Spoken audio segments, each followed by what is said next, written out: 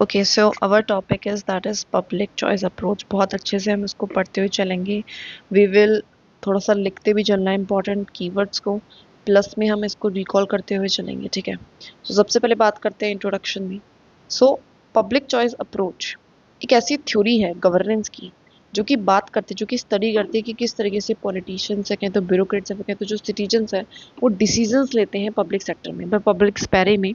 Politician या bureaucrat या फिर सिटीजन कैसा डिसीजन ले रहा है, इसको ये क्या करती है, स्टडी करती है। वो कहती है जिस तरीके से डिसीजन लेते हैं कहीं ना कहीं क्या है, सिमिलर है कि कैसे कोई भी इंडिविजुअल डिसीजन लेता है, चॉइसेस लेता है मार्केट में। तो ये क्या कहना चाहती है कि जो भी ब्यूरोक्रेट है, या जो भी पॉलिटिशियन है, या जो भी नॉर्मल सिटीजन है, वो क्या करते हैं अपनी लाइफ में, डिसीजंस लेते हैं पब्लिक स्पेयरिंग में वो डिसीजन लेते हैं। और वो डिसीजन कैसे लेते हैं, जैसे कि मार्केट में कोई इंडिविजुअल जाके अपना डिसीजन लेता है। कीवर्ड्स अगर हम देखें तो that is public choice. Decisions जो भी पब्लिक लाइफ में है वो मार्केट डिसीजंस की तरह है। ठीक है, तो वो कह रहा है कि जो भी डिसीजन आप ले रहे हो ना पब्लिक लाइफ में, वो कैसे ले रहे हो, मार्केट डिसीजंस की तरह। जैसे मार्केट में जाके आप चॉइस करते हो, तो पब्लिक स्पेरे में कोई कैसा चॉइस कर रहा है, तो उससे रिगार्डिंग इसीलिए अप्रोच है। इसका मेन फोकस है कि इंडिविजुअल का कैसा बिहेवियर रहता है, इंसेंटिव्स पे, कि कैसे इंसेंटिव जो है वो आपकी डिसीजन मेकिंग को बहुत ज़्यादा इन्फ्लुएंस करते हैं। डिसीजन मेकिंग कैसे होगा गवर्नमेंट पे, तो ये इसका मेन फोकस है। ठीक है, तो हमें बेसिक कॉन्सेप्ट समझ में आया कि हमारा पब्लिक चॉइस अप्रोच क्या है। एक ऐसी थ्योरी है गवर्नेंस की, it is a theory of governance, theory of governance, जिसमें बेसिकली हम जो कि क्या स्टडी करती है, क्या स्टडी करती है कि दैट इंडिविजुअल या फिर कहे तो ब्यूरोक्रेट या फिर कहे तो पॉलिटिशियन या सिटीजन्स, वो किस तरीके से डिसीजन मेकिंग कर रहे हैं इन पब्लिक स्पेरे। कहीं ना कहीं वो कैसा है, इस सिमिलर है जैसे कि कोई भी इंडिविजुअल जाके क्या कर रहा है, मार्केट में डिसीजन लेता है। ये हमारी थ्योरी कहती है गवर्नेंस की, कि पब्लिक में जाके कोई कैसी, पब्लिक स्पेरे में जाके कोई कैसी चॉइस कर रहा है, इसके बारे में बेसिकली अप्रोच है। समझ में आया, ये बेसिक था इसका। आगे बढ़ते हैं, आगे बढ़ते हैं, दैट इज डेफिनेशन पे। सो पब्लिक जो चॉइस है, नॉर्मल पब्लिक चॉइस की बात करें तो एक ऐसी branch of economics and political science है जो अप्लाई कर रहे हैं इकोनॉमिक मेथड्स को स्टडी करने के लिए पॉलिटिकल बिहेवियर। मतलब इसमें हम क्या कर रहे हैं कि हम इकोनॉमिक जो मेथड्स हैं उसका हम यूज़ कर रहे हैं, जिससे कि हम स्टडी कर सके कि पॉलिटिकल बिहेवियर कैसा है लोगों का, ब्यूरोक्रेट का, या फिर कहें तो दैट इज पॉलिटिशियन का खुद का, उनका बिहेवियर कैसा है, उसको हम स्टडी कर रहे हैं by using the economic methods. ठीक है, मीनिंग और ज़्यादा सिंपल वर्ड्स में देखें तो just like people make choices in the market, जैसे कि लोग अपनी चॉइसेस करते हैं मार्केट में जाके, और उनका जिनका मेन एम क्या होता है कि टू मैक्सिमाइज देयर बेनिफिट्स, कि ज़्यादा से ज़्यादा, जैसे कि मैं गई हूँ ताकि मुझे लैपटॉप खरीदना है, तो मेरा मेन मोटिव रहेगा कि मैं क्या करूँगी, सबसे बेस्ट अपने बजट में सबसे बेस्ट मुझे क्या लेना है, लैपटॉप खरीद के लेके आऊँगी। तो दैट इज मैक्सिमाइज करना है अपने बेनिफिट को। तो ऐसे लोग डिसीजन लेते हैं मार्केट में जाके। सेम जो पॉलिटिशियंस हैं, वोटर्स हैं, ब्यूरोक्रेट्स हैं, वो भी ऐसी ही चॉइसेस करते हैं जो मैक्सिमाइज करते हैं उनके पर्सनल गेन्स को, and not just public interest. मतलब वो कहता है जो एक इंडिविजुअल है, जो पॉलिटिशियन भी है, चाहे वो वोटर है, चाहे ब्यूरोक्रेट है ना, ये तीनों ही कैसे डिसीजन लेते हैं, कैसे चॉइसेस लेते हैं जो कहीं ना कहीं उनके पर्सनल गेन को फुलफिल करता है। ज़रूरी नहीं है कि वो सिर्फ और सिर्फ पब्लिक इंटरेस्ट में ही काम करें। सो ये बेसिकली इसका मीनिंग है। ठीक है, अब और ज़्यादा देख ले तो की डेफिनेशन जेम्स बुचनन ने क्या बोली है। तो James Buchanan is an important thinker, इसके नाम को हमें इससे जोड़ना ही जोड़ना है। बेसिकली एक से दो थिंकर हमें पता होने चाहिए, एक से दो थिंकर हमें पता ही होने चाहिए, किससे रिगार्डिंग, हर एक टॉपिक से रिगार्डिंग। ठीक है, जिससे कि हम उन्हें टैग कर सकें।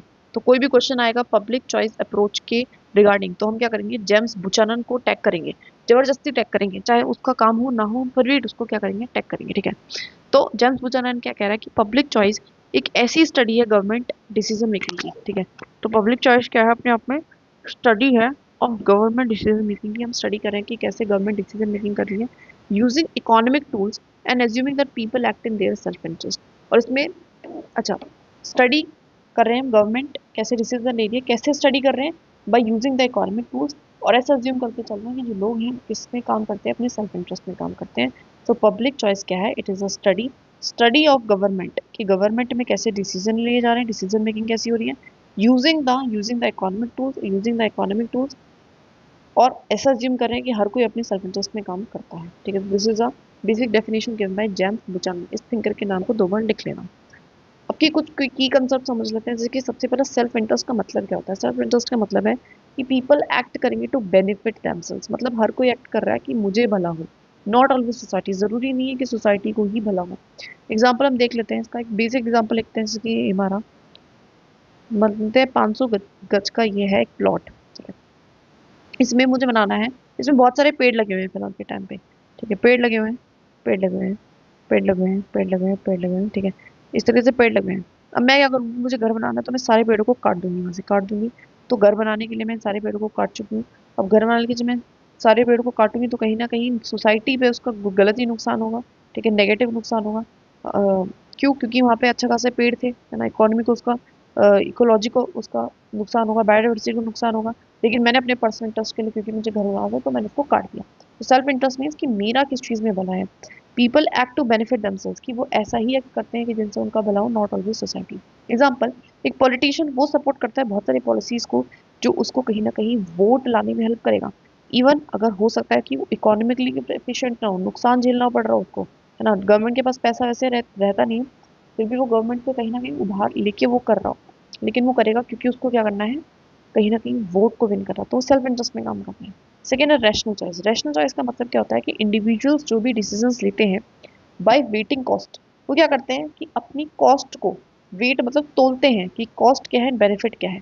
कॉस्ट बेनिफिट एनालिसिस भी हम इसको कहते हैं, कॉस्ट बेनिफिट एनालिसिस। मतलब इसका क्या है कि कम से कम कॉस्ट में ज्यादा से ज्यादा बेनिफिट जहां से भी मुझे मिलेगा, ठीक है, उसको, वो ऐसी चॉइस हर एक इंडिविजुअल करेगा, इसको हम कहते हैं rational choice. Example, bureaucrat delay करता है प्रोजेक्ट को, जिससे कि या फिर तो उसको प्रमोशन मिल जाए या फिर उसको क्या मिल जाए, रिवॉर्ड मिल जाए, करप्शन का पैसा मिल जाए। इस वजह से भी वो बहुत बार क्या करता है, डिले करता है किसी भी प्रोजेक्ट को, ठीक है, either to gain a promotion या फिर रिवॉर्ड, ठीक है। कलेक्टिव डिसीजन मेकिंग, वो कहते हैं जो डिसीजन है वो जनरली मेड कैसे होते हैं, मेजोरिटी या फिर ग्रुप्स डिसीजन लेती है। अगर आप पब्लिक स्पेरे में देखोगे, है ना, पब्लिक स्पेरे में, नॉट एक इंडिविजुअल स्पेरे, पब्लिक स्पेरे में देखते हैं तो कोई भी डिसीजन कैसे लिया जाता है, आज के टाइम पे मेजोरिटी से लिया जाता है, राइट, मेजोरिटी। हमारे पार्लियामेंट में भी ऐसा होता है, ठीक है, तो कैसे होता है, ग्रुप्स के थ्रू, मेजोरिटी के थ्रू डिसीजन होता है। एग्जाम्पल, पार्लियामेंट कोई भी लॉ पास करती है वो कहीं ना कहीं क्या रिफ्लेक्ट करता है, collective decisions of many representatives को। तो क्या बताता है, वो कलेक्टिव चॉइसेस को बताता है, ठीक है, बहुत सारे रिप्रेजेंटेटिव, ठीक है।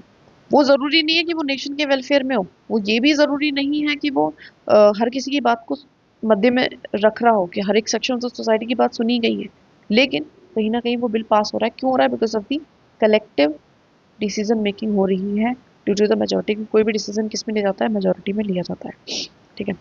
नाउ वोटिंग बिहेवियर, वो कहता है कि जो वोटर्स हैं वो भी वोट करते हैं बेस्ड ऑन उनकी पर्सनल बिलीव्स क्या है और पर्सनल बेनिफिट उनको क्या मिलेगा, रेदर देन नेशनल वेलफेयर। जैसे कि एक एग्जांपल देखिए, पहले होता था ओल्ड पेंशन स्कीम होती थी। ओल्ड पेंशन स्कीम में क्या होता था कि गवर्नमेंट भी 50% कॉन्ट्रीब्यूट करती थी उसमें, ठीक है। अब हुआ क्या, इसको हटा दिया गया बीजेपी की थ्रू। सो अब लोग, बहुत सारे लोग सिर्फ और सिर्फ कांग्रेस को इसलिए वोट करेंगे या बीजेपी को इसलिए वोट नहीं करेंगे क्योंकि दे फेवर ओल्ड पेंशन स्कीम, उसका बेनिफिट उनको मिलेगा। सो वोटर्स भी वोट करते हैं बेस्ड ऑन अपने पर्सनल बेनिफिट पे, जरूरी नहीं है हमेशा नेशनल वेलफेयर के लिए ही वो काम करें।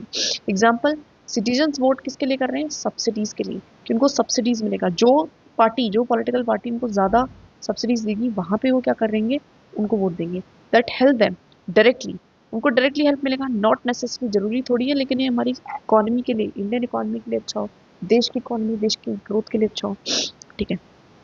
Government failure, so when public policies do not achieve intended result, जब भी हमारी जो पब्लिक पॉलिसी है, कोई भी पब्लिक पॉलिसी बनाई गई थी और वैसा रिजल्ट नहीं लेके आती है because of the self interest of politicians, bureaucrat और वोटर्स। और वो क्या कह रहा है कि अगर हर कोई सेल्फ इंटरेस्ट में काम करेगा तो क्या होगा कि कहीं ना कहीं गवर्नमेंट फेल हो जाएगी और हम वो रिजल्ट्स अचीव नहीं कर पाएंगे जो हम करना चाहते हैं। सो ये हमने क्या पढ़े, दैट इज आर दी की कॉन्सेप्ट। सबसे पहला कि हर कोई अपने सेल्फ इंटरेस्ट में काम करता है, हर कोई रैशनल चॉइस कर रहा है, कॉस्ट बेनिफिट एनालिसिस करके, कलेक्टिव डिसीजन मेकिंग, मेजोरिटी में के बेसिस पे डिसीजन लिया जाता है पब्लिक में, वोटिंग बिहेवियर भी लोगों को डिपेंड करता है अपने पर्सनल बेनिफिट्स पे, और इससे क्या होता है, कहीं ना कहीं गवर्नमेंट का क्या होता है, फेलियर होता है, ठीक है। सो हमने 5 चीजें पढ़ी, इन 5 चीजों को लिख लो कि कॉन्सेप्ट में क्या क्या पढ़ा, दैट इज सेल्फ इंटरेस्ट पे हर कोई काम कर रहा है, रैशनल चॉइस हर कोई कर रहा है, ठीक है, वोटर्स क्या कर रहे हैं, अपने पर्सनल बेनिफिट के लिए काम कर रहे हैं, गवर्नमेंट का फेलियर इस वजह से हो रहा है। और एक चीज और पढ़ी थी, that is collective decision making, collective decision making ली जाती है, ठीक है। तो क्या प्रिंसिपल्स है, तो क्या प्रिंसिपल्स है, बेसिकली 5 प्रिंसिपल्स हैं, इनको पांचों को बहुत अच्छे से पढ़ेंगे। इंडिविजुअल्स आर रैशनल, इसका मतलब क्या है, कि हर एक इंसान क्या है, रैशनल। रैशनल का क्या मतलब था कि वो हर एक इंसान ऐसा चॉइस करता है, ऐसा डिसीजन लेता है जो कहीं ना कहीं उसको कॉस्ट बेनिफिट को देख के मतलब वो डिसीजन लेता है। Everyone tries to maximise the personal benefit. तो ये क्या मानता है कि इंडिविजुअल क्या है, रैशनल है। पब्लिक ऑफिशियल्स क्या है, सेल्फ सेंटर्ड है। दूसरी चीज क्या, वो क्या कहता है, जो पब्लिक ऑफिशियल्स हैं वो कहते हैं सेल्फ इंटरेस्ट है। उनको अपना जो भी, चाहे वो ब्यूरोक्रेट हो चाहे वो पॉलिटिशियन हो, उनका मेन एम क्या है कि पावर उनको लेनी है, उनको सैलरी, उनको री इलेक्शन करानी है कि ज्यादा से ज्यादा पावर, प्रेस्टीज, रिकॉग्निशन उनको मिले, ठीक है, पैसा मिले। मार्केट एनालॉजी, वो कहता है जो पॉलिटिकल डिसीजन है वो भी कैसे हैं, मार्केट ट्रांजेक्शन्स की तरह है। मार्केट एनालॉजी का मतलब क्या है कि जो भी पॉलिटिकल डिसीजंस हैं, जो भी डिसीजंस लिए जाते हैं पॉलिटिकल लेवल पे, पब्लिक लेवल पे, वो कैसे होते हैं, पब्लिक चॉइस की जाती है, वो मार्केट ट्रांजेक्शन्स के जैसे हैं। मतलब उनकी जो चॉइसेस है वो कॉस्ट एंड बेनिफिट पे डिपेंड करती है और अपने पर्सनल इंटरेस्ट पे डिपेंड करती है। डिसीजंस कैसे लिए जाते हैं, मेजोरिटी के इंटरेस्ट को देख के।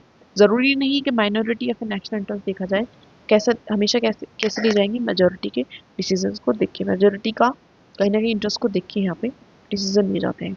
इंसेंटिव स्ट्रक्चर्स मैटर, वो कह रहा है कि जो पॉलिसीज है वो वर्क कब करेंगी बेटर, जब पर्सनल गेन्स को हम अलाइन कर दे विद पब्लिक गुड। वो कह रहा है कि अगर अगर आप ये सब कुछ समझ जाओगे, है ना, और आपको पता है कि इस सब की वजह से क्या हो सकता है कि गवर्नमेंट का फेलियर हो सकता है, गवर्नमेंट के मैकेनिज्म का फेलियर हो सकता है, इनएफिशिएंसी, इनफेक्टिवनेस हो सकती है, तो इस सबको प्रिवेंट करने के लिए आपको क्या करना चाहिए, इंसेंटिव स्ट्रक्चर मैटर करता है। इससे हम क्या समझ पाए कि भैया देखो, पर्सनल इंटरेस्ट हो, पब्लिक इंटरेस्ट हो, दोनों को हमें अलाइन करना पड़ेगा।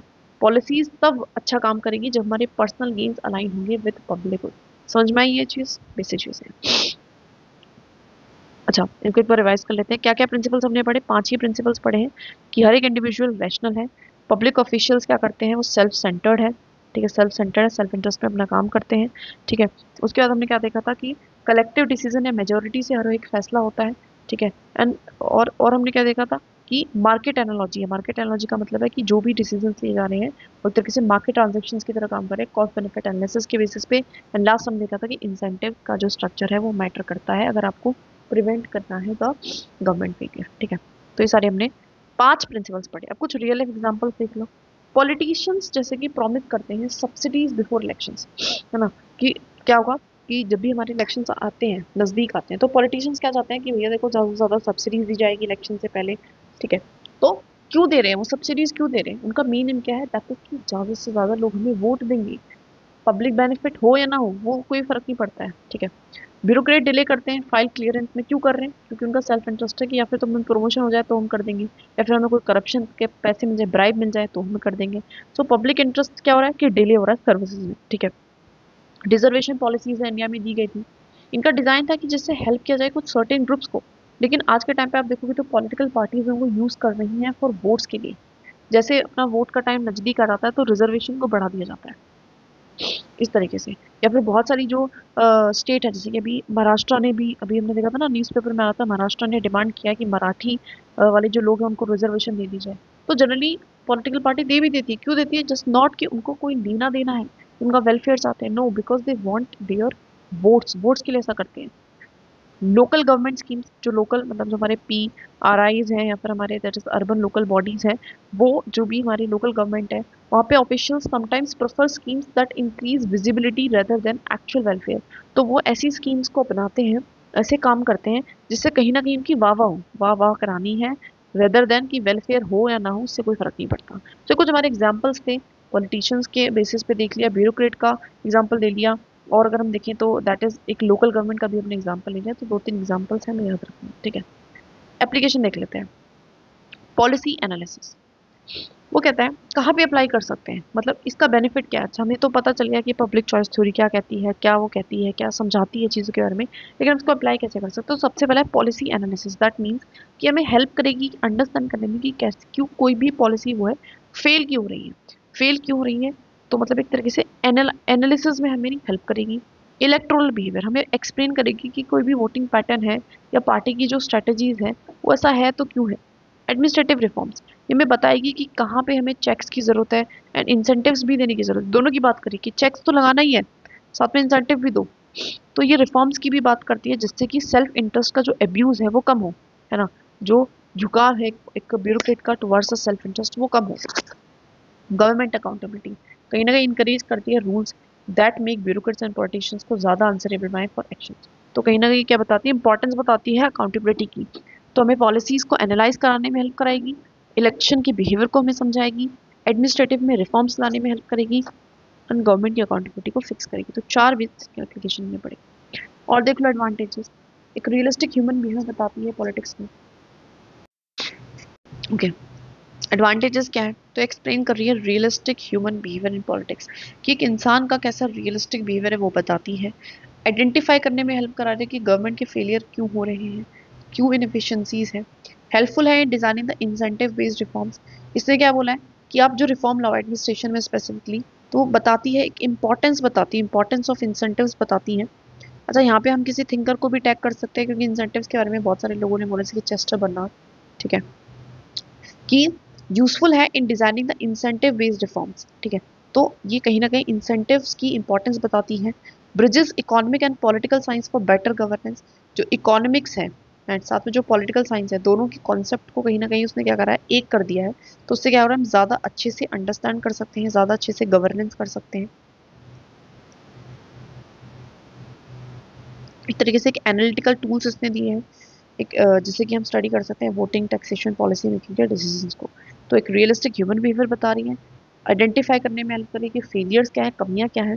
यूजफुल है डिजाइन करने में इंसेंटिव बेस्ड रिफॉर्म्स, एक ब्रिज जो है इकोनॉमिक्स एंड पॉलिटिकल साइंस का उसको कम कर रही है, और एक एनालिटिकल टूल्स भी दे रही है जिसके हम स्टडी कर सकते हैं। लिमिटेशन, लेकिन कुछ कमियां भी हैं, जैसे कि एज्यूम करिए कि everyone is self centred, self interested है, हर कोई सेल्फ इंटरेस्टेड नहीं होता है, और बहुत बार एल्ट्रुइज्म को भी इग्नोर करिए, दैट इज वेलफेयरिज्म को भी इग्नोर करिए, जो कि कंप्लीटली ट्रू नहीं है। May overlook social culture ethical factors in decision making, बहुत ज़्यादा क्या कर रही है, ओवरलुक मतलब वो कर रही है, दैट इज नेगलेक्ट कर रही है सोशल कल्चर एथिकल फैक्टर्स को डिसीजन मेकिंग में। ज़रूरी नहीं है कि हर कोई सेल्फ इंटरेस्ट से ही काम करता है, नो। कभी का लोग सोसाइटी या कल्चर के लिए अगर कोई एथिकल फैक्टर भी होता है, वहाँ पे उस डिसीजन को लेना पड़ता है, ठीक है। Focuses heavenly on short term gains, है ना। यहाँ पे देखो, जैसे कि एथिकल फैक्टर्स में हम लिख सकते हैं अभी, जैसे कि there protest going on, protest चल रहे हैं, किसके चलते, कि स्ट्रे डॉग्स को रिमूव मत करो, ठीक है, इसके चलते हमारे प्रोटेस्ट चल रहे हैं। तो कहीं ना कहीं यस, एथिकल फैक्टर्स जो हैं लोगों के चॉइसेस में, लोगों की प्रेफरेंस में कहीं ना कहीं वो इम्पैक्ट करते हैं, सर ट्रू नहीं है, एग्जाम्पल देखो यहाँ पे, ठीक है। Focuses heavenly on short term gains and laces on the long term welfare, तो ये जनरली शॉर्ट टर्म के बारे में इसका जो पर्सपेक्टिव है काफी शॉर्ट टर्म है ना, वो ज्यादा दूर की नहीं सोच रही, वो सिर्फ छोटा छोटा सोच रही है। अब हमेशा इजी भी नहीं है कि आप मेजर कर सको कॉस्ट एंड बेनिफिट्स को पॉलिटिक्स में, हर चीज का आप कॉस्ट एंड बेनिफिट कैसे निकाल सकते हो, right. So it is not always easy, can be too theoretical, हो सकता है बहुत ज़्यादा थ्योरेटिकल हो, sometimes hard to apply directly in administration, और बहुत बार ये क्या होगी, हार्ड टू अप्लाई होगी, डायरेक्टली एडमिनिस्ट्रेशन में इसको अप्लाई नहीं कर सकते, थोड़ी सी क्या है, थ्योरेटिकल है, थोड़ी सी अनरियलिस्टिक है, हम कह सकते हैं, थोड़ी सी ज़्यादा ओवर एम्फोसाइज इसने कर दिया है, दैट इज कि लोग सेल्फ सेंटर्ड ही होते हैं, और कहीं ना कहीं नेगलेक्ट करा है बहुत सारे अदर फैक्टर्स को, वेलफेयर के बारे में कुछ बात ही नहीं करी है। पॉजिटिव है अपने आप में, बता दिया कि हाँ ये है, लेकिन क्या होना चाहिए बताया है नहीं। तो टू सिनिकल भी बोल रहे हैं, दैट मीन्स नेगेटिव है। सजेस्ट करें कि सारे पॉलिटिशियंस, सारे ब्यूरोक्रेट्स एक्ट करें, no man, there are examples you can right.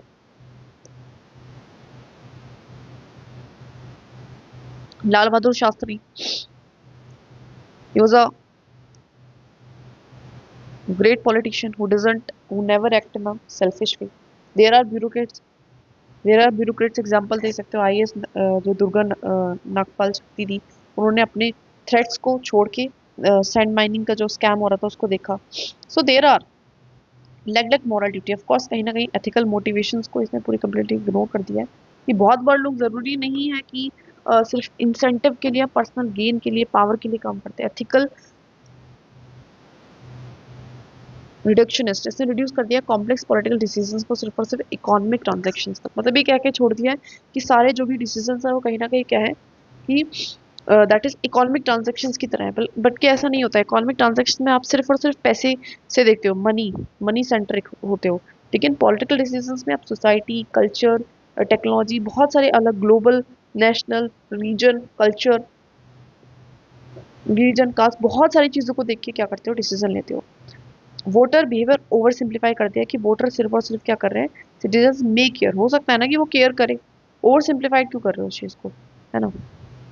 Exam perspective देख लेते हैं तो यूपीएससी जनरली क्वेश्चंस पूछेगी, एक्सप्लेन करो इसको, तो आपको एक डेफिनेशन पता होना चाहिए, और आपको जॉन किसका, जॉन बुचानन है ना, इसका नाम लिखना है, एग्जाम्पल देने हैं, डिस्कस करो रेलेवेंस लिमिटेशंस क्या है इंडियन एडमिनिस्ट्रेशन में, इसकी कमियां क्या हैं, वही पॉजिटिव या नेगेटिव पूछे हैं।